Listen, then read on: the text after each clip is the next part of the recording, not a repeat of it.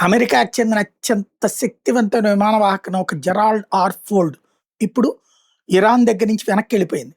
ఇది గ్రీస్‌లో ఉన్నటువంటి NATO star అయిన క్రెట్‌కి రిపేర్ల కోసం వెళ్ళింది. యాక్చువల్‌గా ఈ నౌక లాండ్రీలో లాస్ట్ వీక్ ఒక ఫైర్ యాక్సిడెంట్ చోటు చేసుకుంది. అది కుట్ర ఏంటన్నది ఇంకా దర్యాప్తు చేస్తున్నారు. మార్చి 12 తేదీన దీంట్లో మంటలు చెలరేగితే ఇద్దరు సైలర్లకి గాయాలైనయి.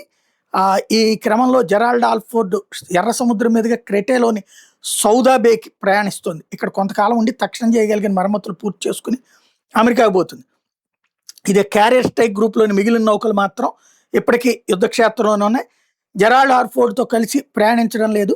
వాస్తవానికి అంటే ఒక షిప్ వెనకాల ఎన్ని ఉంటాయి అవన్నిటి ఇక్కడే ఉంచేశారు. ఉట్టి దాన్ని మాత్రం వెనక్కి పంపించారు.